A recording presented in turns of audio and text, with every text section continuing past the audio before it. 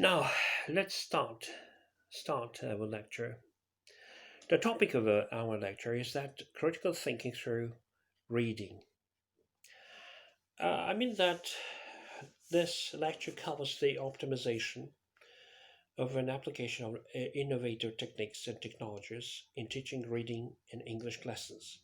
The use of problem teaching methods and technologies of critical thinking enters learners to reading text in a foreign language because it expands students' educational horizons and forms their critical thinking. The results say about the correctness of the choice of the technology as one of an effective means of increasing the interest and the quality in learning the English language. The first thing most English foreign language teachers discover when they begin to teach English reading is the lack of critical thinking skills of most students. Most teachers, in turn, are not themselves generators of questions and answers of their own.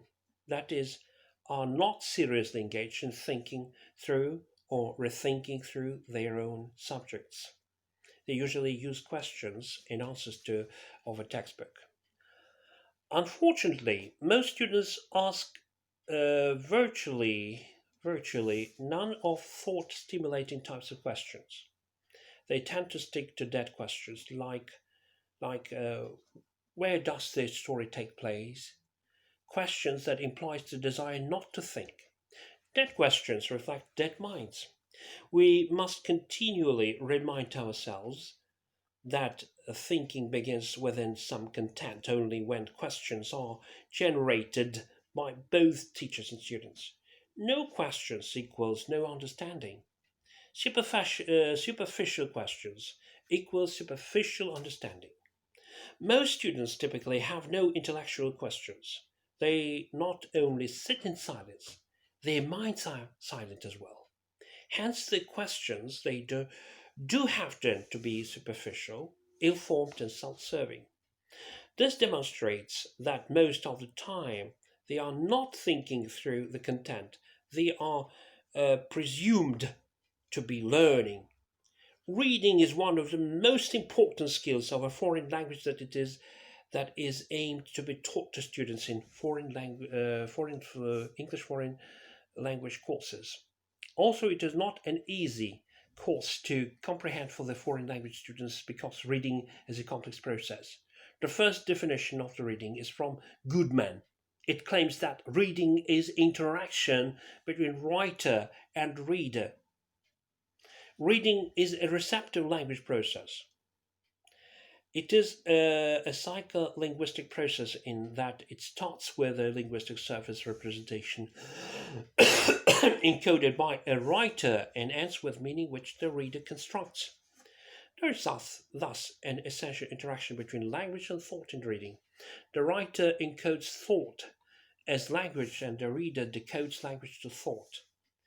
When beginning to teach critical thinking skills to English foreign language students in Kazakhstan, for example, who don't have them, we should begin with something not too challenging or something that requires them to bring their own information to class, but begin with a reading exercise. To read a passages in an English book out loud, then to have students read it out loud themselves, then to discuss it. We know that effective readers monitor their comprehension by activating background knowledge prior to reading and questioning, clarifying, predicting, and evaluating during their reading. For English language learners, deep comprehension often depends on background knowledge. Using comprehensible text, including short stories, extracts from larger works, and so adolescent, novels, and finally using complex texts such as novels, nonfiction, which challenge well their thinking and speaking abilities. The goal is for students independently to choose and use strategies for different purposes and to be able to critically analyze in writing or in speech. The text they read strategically and to teach the process of literary and stylistic analysis.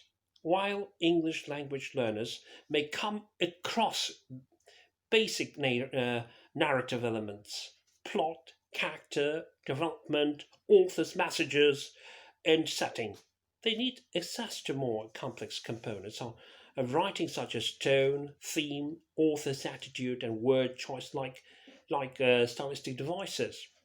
So as to have students motivated, teachers need to build a variety of experience relevant to the topic of study and use a variety of materials in their classrooms to better accommodate the individual student needs, interests, and abilities. Students who do not have a strong foundation in basic decoding and comprehension skills become struggling readers. Remedial readers never see reading as something they could do, it was something to be avoided. Their poor reading ability denies them access to the content of papers they have to study. Thus, reading will be viewed as an activity where we construct meaning for ourselves. It is an active, cognitive, and effective process that involves complex thinking. Furthermore, the capability of being able to comprehend what has been read is a requirement for success in all aspects of learning, including beyond the education years. Thus, in order to reach a qualified identity in their field, students should learn to build English language. Also, students need to research about lots of subjects in English. While doing this, they have to read in English since most of the sources are written in that language. Just because of this, the university students need to improve their reading abilities. Reading is a systematic process for the students to learn, so they face different problems when reading in English. However, the problems are very different from each other. And also the problems are different according to different departments, classrooms, courses, and so on. To cope with these difficulties, students need to make connections between prior knowledge and new information to assist the construction of meaning and comprehension.